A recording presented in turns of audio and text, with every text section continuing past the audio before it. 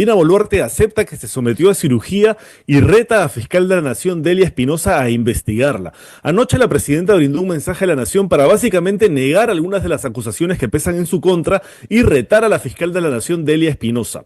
Sobre la cirugía a la que se sometió entre fines de junio e inicios de julio del año pasado, Boluarte finalmente reconoció que se operó la nariz, pero dijo que no fue por un tema estético sino por un asunto de salud y que no estuvo incapacitada en ningún momento para ejercer la presidencia. Escuchémosla.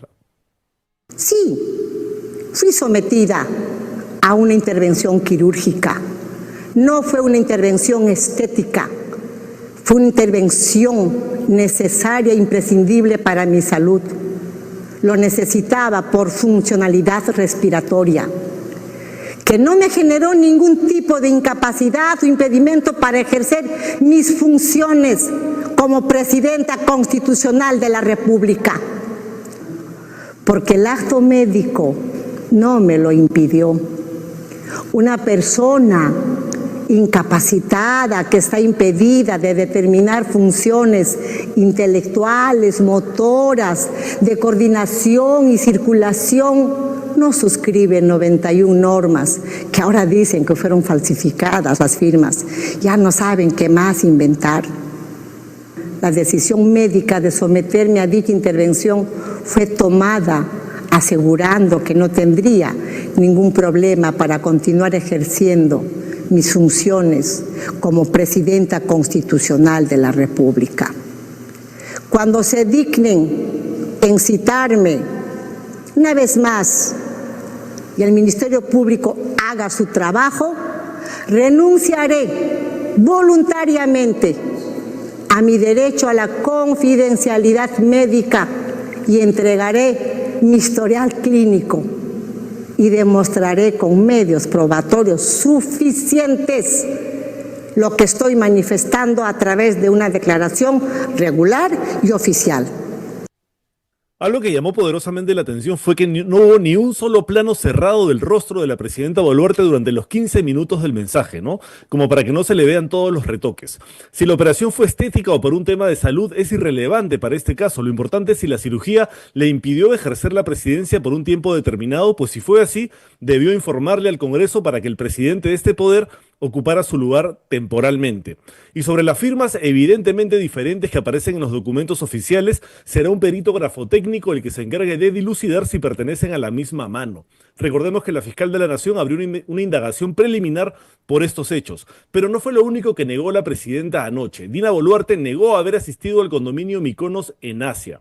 Sobre el sonado caso Cofre y el presunto encubrimiento de Boluarte al prófugo Vladimir Cerrón, la presidenta negó enfáticamente haber estado en el condominio Mykonos en el balneario de Asia. Escuchémosla. Nunca fui a Mykonos, no conozco ese condominio. Fui a otro lugar por una invitación y acompañada de una amiga, que no es la persona que se dice de modo irresponsable en los medios de comunicación, cuya identidad señalaré cuando el Ministerio Público se digne en llamarme. Fui a una reunión familiar, pernocté en la casa, en el hogar de esa familia. Al día siguiente regresé. No hay nada irregular, antiético o ilegal en mi actuación. Yo no oculto a delincuentes ni uso los bienes estatales para encubrir personas buscadas por la justicia.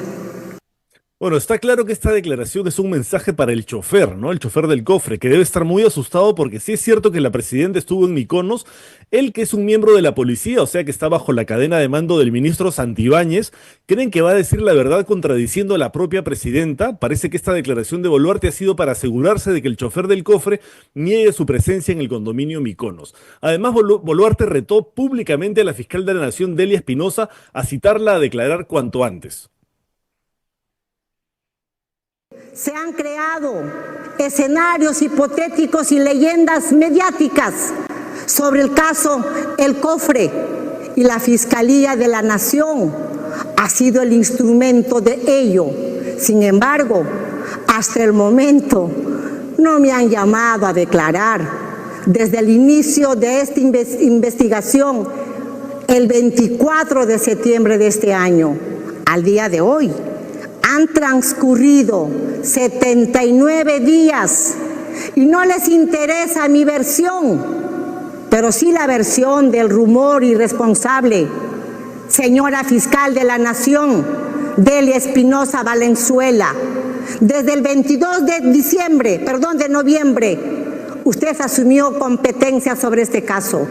Llámeme y declararé. Siempre lo hice y lo seguiré haciendo públicamente. Se lo pido, se lo exijo en aras del debido proceso y la presunción de inocencia.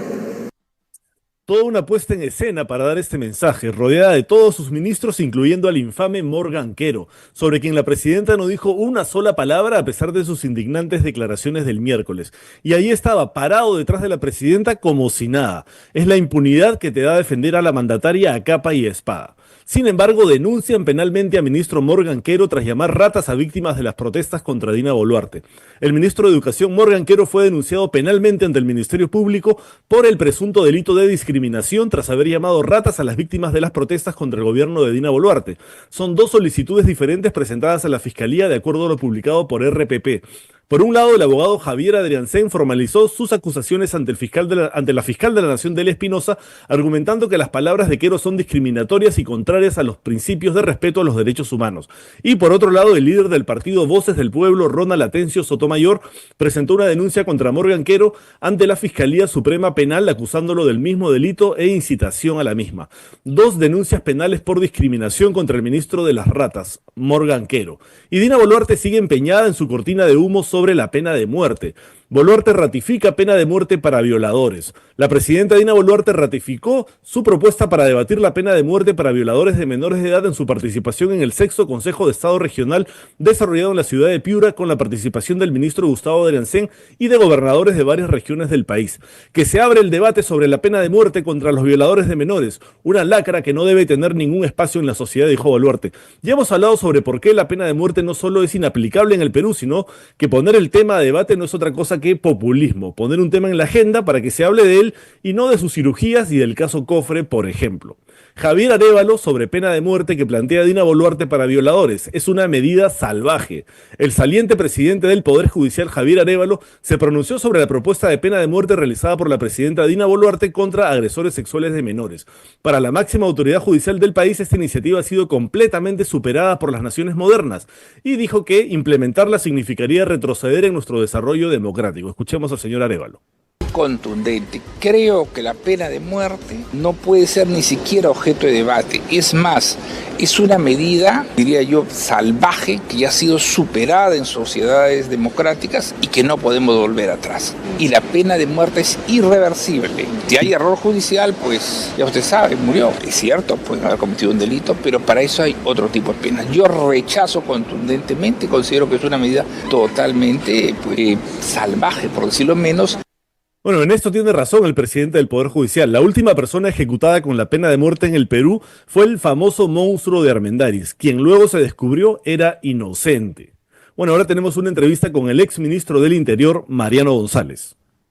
Para mí hay dos conclusiones anticipadas. Una, los ministros y el gobierno en general están desconectados de la realidad y por eso es que no pueden ni siquiera responder una pregunta tan sencilla.